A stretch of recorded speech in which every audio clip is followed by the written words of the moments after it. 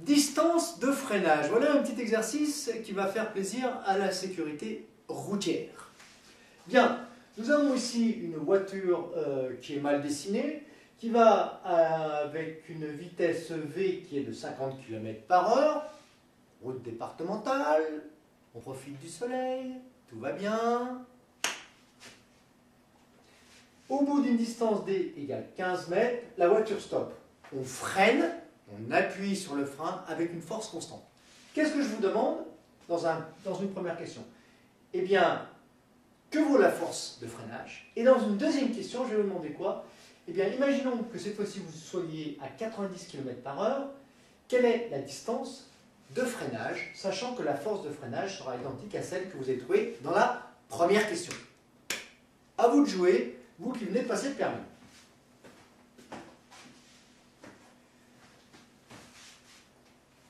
Le TEC va nous permettre de trouver la réponse à ces questions. Le TEC, théorème de l'énergie cinétique. Bien. Donc le TEC nous dit quoi? Que la variation d'énergie cinétique est égale à la somme des travaux des forces extérieures agissant sur le système voiture. Il faut, dans un premier temps, faire quoi? Eh bien, déterminer quelles sont toutes les forces extérieures. Eh bien, il y a le poids P, il y a la réaction Rn normale de la route qui empêche la voiture de s'enfoncer, et puis il y a cette fameuse force de freinage, F, supposée constante. Passons à la somme des travaux des forces extérieures. Eh bien, le travail du poids P, que vaut-il? P étant constant, c'est P scalaire le vecteur distance. Or, la distance D est égale à petit d fois le vecteur I. Le poids P, il est perpendiculaire au vecteur D. Donc, ici, tout de suite, le poids P, son travail, il est nul. De la même façon, la réaction Rn, elle vaut Rn scalaire D. Cette réaction normale, son travail est nul. Pourquoi? Parce que Rn, si je le modélise par un seul vecteur ici, eh bien Rn est perpendiculaire à D. Donc ça c'est fait. Il nous reste quoi? Il nous reste à trouver quoi? Eh bien le travail dû à quoi? À la force de freinage.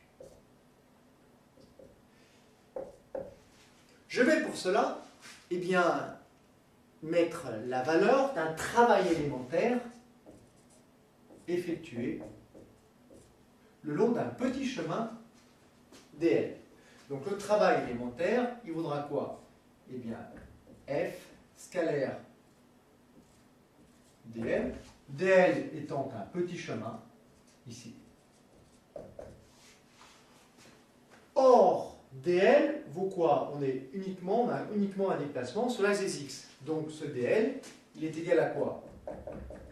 Eh bien, dx fois i. Autrement dit, le vecteur force scalaire dxi vaut quoi?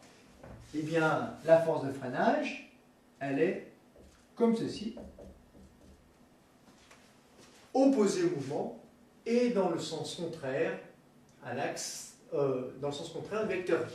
Autrement dit, F vaut quoi? Moins F fois I fois dx I. Ce qui nous donne pour le travail élémentaire de cette force de freinage, moins F fois dx I scalaire I vaut 1, donc moins F fois dx. Si on cherche le travail total de la force de freinage, que vaudra-t-il? Eh bien, l'intégrale de moins F fois dx de 0 à x final, c'est-à-dire moins f fois eh bien, x final moins 0. Si je prends x initial à l'abscisse x égale 0, ça nous fait donc moins f fois d, d étant la distance parcourue. Voici pour le travail de la force F. Utilisons maintenant la variation d'énergie cinétique. Variation d'énergie cinétique, c'est quoi? C'est l'énergie cinétique finale moins l'énergie cinétique initiale. L'énergie cinétique finale, elle est nulle, puisque la voiture, elle s'arrête. Hein. Donc ça fait 1 demi de mvf carré, vf étant nul, cette énergie cinétique finale est nulle. Moins 1 demi de mvi carré. La variation d'énergie cinétique est égale au travail de la seule force qui travaille, hein, c'est-à-dire le travail de la force de freinage, ce qui implique que moins 1 demi de mvi carré égale moins f fois d. Et ça y est, on a la norme de f. La norme de f est égale à quoi? Eh bien, 1 demi de mvi carré divisé par d. Vérifions les unités. On sait qu'un travail, c'est quoi? C'est tout simplement une force fois une distance. Donc l'unité de force, ce serait quoi? Si ça c'est des joules, si ça c'est des mètres. L'unité de force, ce sont des newtons, mais ça peut être également des joules par mètre. Donc ici, nous avons des joules par mètre.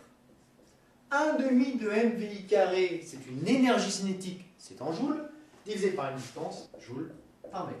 Ouf, ça y est, c'est bien homogène.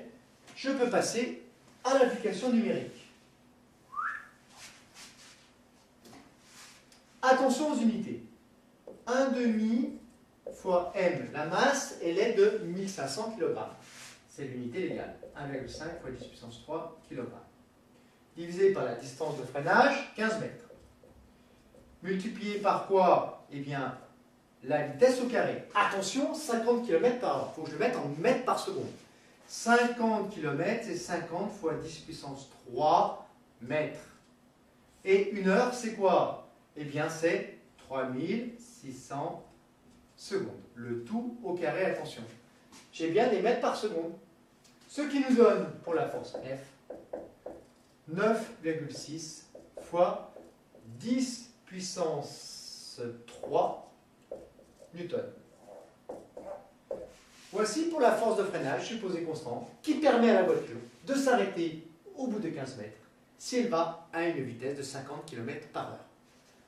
À vous de faire le petit 2 maintenant.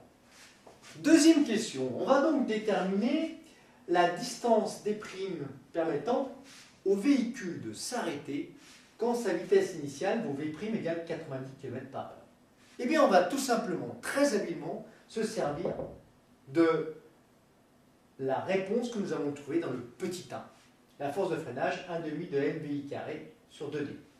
Ou 1 demi de mvi carré sur 2d. Ouais, enfin, je vais le dire. Bon, allez, on y va. Alors, cette fois-ci, la force de freinage étant constante, on va l'appliquer pour ce deuxième cas. Ça nous donne donc 1 demi de m fois la vitesse initiale, elle vaut quoi? Ben, c'est V', hein, V' carré, divisé par la distance qu'il faut, cette fois-ci, des primes que l'on cherche. On va simplifier ces deux termes par 1 demi par m, et on va avoir donc, par conséquent, des primes qui est égal à quoi?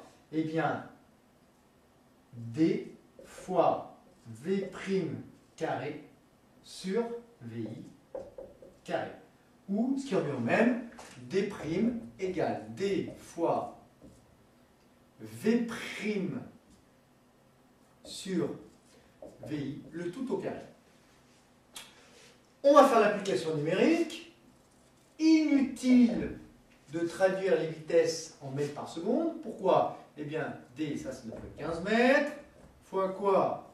V', c'est 90 km par heure, et on divise ça par 50 km heure moins 1. Voilà. Le tout au carré. Ce qui nous donne une distance d' d'environ 48 mètres.